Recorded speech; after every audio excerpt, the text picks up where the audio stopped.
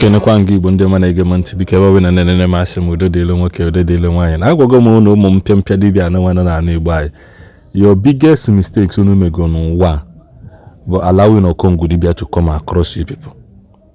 The biggest mistake unu mego allowing Okongwu Dibia to come around you people and allowing him to go without proper settlement. These are the two mistakes unu me. Anwe mgbe m kwuli asị unu na Okongwu Dibia will be the person ya push on for one after the other. Gonna be that drag a picture with me.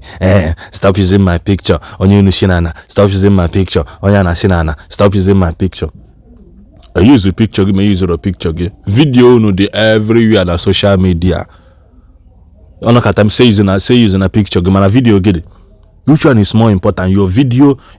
or your picture? Picture can be photoshopped. Man, a video can also be there. Video record, I'm going to tamper with you. Except na somebody re-edit ya put to a voice about natural facility voice or bolona another thing. Then as long as the body movement is there, the body movement still remains there. So actually couldn't video there by no one. Agwa mono no Okongwu Dibia push on in for one after the other. Oh yeah, me uno ye John and you no follow because na equally me ku onwo huru du ni Isiagu. Uno na eme hunu nu na eme mgba R&D 2 years ago amanulu ni ihe last year good onewu kemgbe this year onye ọbụna ele ego low profile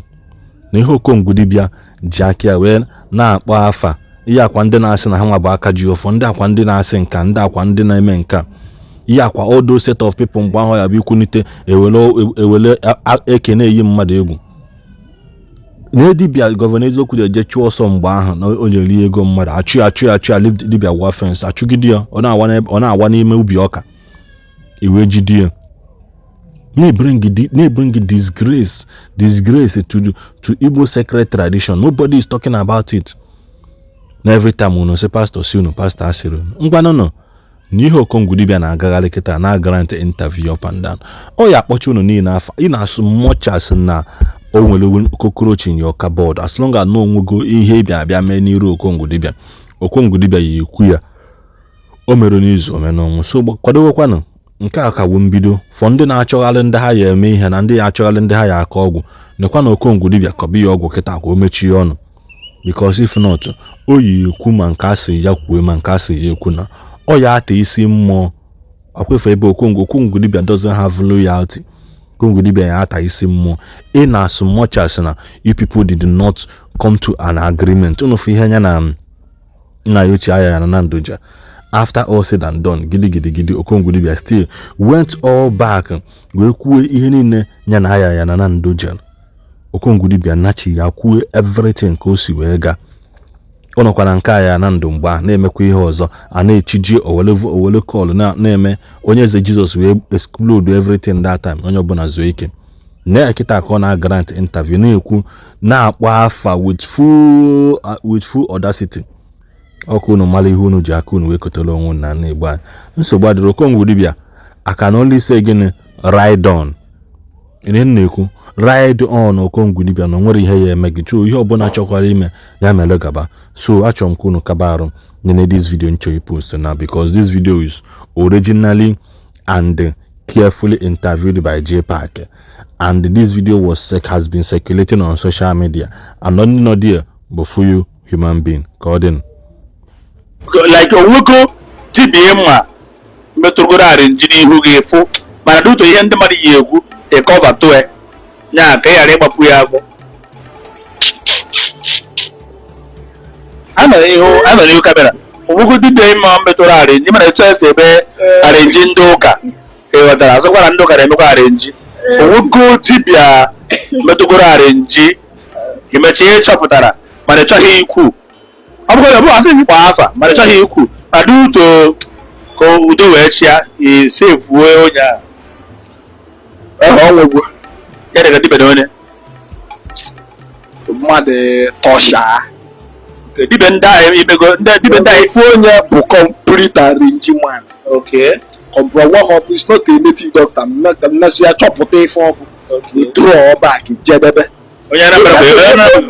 onye Anambra State onye Okija the person even went as far as iji boys chọwarịba si na iwulile bụ na mbata Okija na mma agbalịrị ya vidio ọ bụ na na ya agbụ ya vidio si nkwụwa ya 5 million mana ịgbabugo onye a vidio before nchọpụta onye ọ bụ gbafelu so ọ bịazi ahịa mmago in a way of threatening na-etu iche ọzọ ị ga-emerịrị ya by force. Mana dibịa na-atọ aha ịma na-eme arenji ọ ndị Imo ka ndị Anambra ka ndị Enugu ka ọ bụ ndị Anambra steeti onye Anambra ha na-atọ bụ ndị Anambra like na isi onye nke a bụ onye Ọkịja ịkpọ ha afa usoro ha ata mmọnwụ onye nke ịkpọ mkpọ ya afa okay adịbudo mmụọ ịkpọ afa ka afa okay kedu afa afịa bụ ụnụ pụọ n'Ọkịja na-enye ebichi onye ahụ ka itinye na skrin ka onye ọbụla dị very careful of that man. Ụnụ fụkwara onye ọbụla a na-akpọ Obi Nwaokolo Obi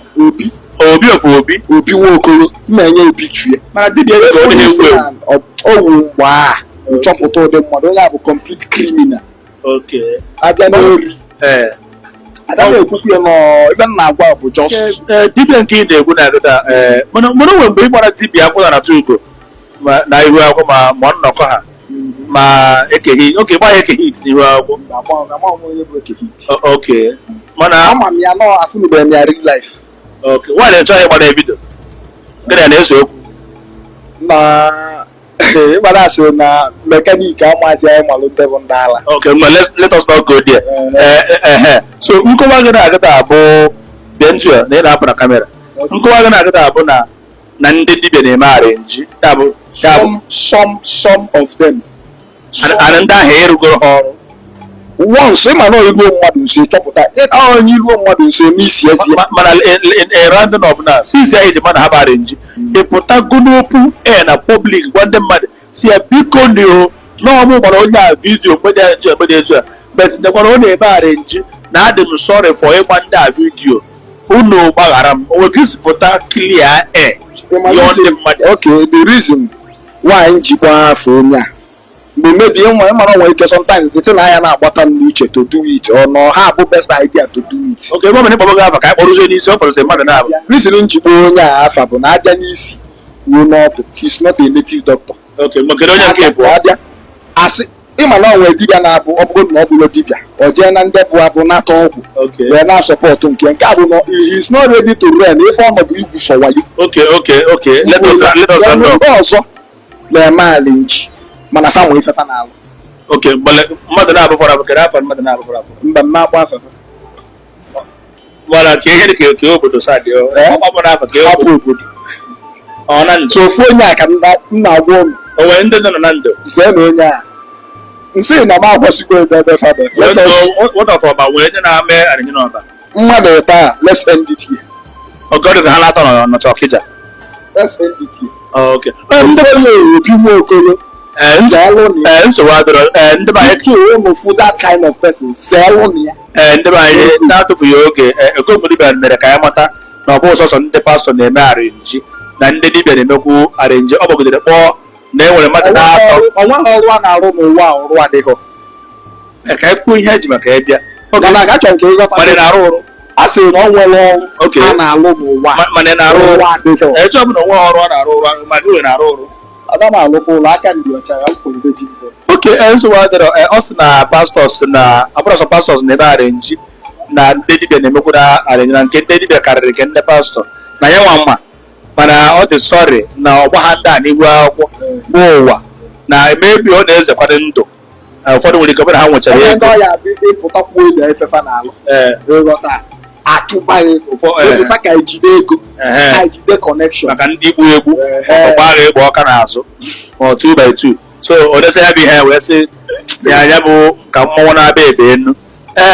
ọ gwara ka ọ ha n'ọnụ nkọwa ya bụ na na-ewere ndị na-eme arenji bụ ndị gịnị bụ ndị dibịa na ndị pastọ mba dibịa ka anyị jụrụ gị na mana pastọ na-emekwa mana ihe arụrụ pastọ ọrụ dibịa ka ị na-arụrụ ọrụ ana m onye gwara na m ada alụrụ pastọ ị na-arụgoro pastọ onye gwaziri ya nke ọ dị na-arụrụ pastọ ama alụ ndị pastọ ọrụ na pastọ na ga-erugoro ọrụ na-agba afafa mana eru 4 5 6 mma nkwụ igbo n'ọkụ n'ọrụ dibịa na-emelụ m akaụntụ na nwafọ igbo oge ịgwọrọ ha anyị na-agwọrọ ha karapula abụziri ọgwụ a na-agwọ aga m expose ọgwụ mmadụ online ebe na-agba na na-akwụ ndị pastọ n'ọkụ jọs gbara iwu ebe na-agba pastọ n'ọkụ nwanne chọrọ ya ekwunye peji gị n'ọkụ ka peji gị sara ọkụ. na peji Thank you.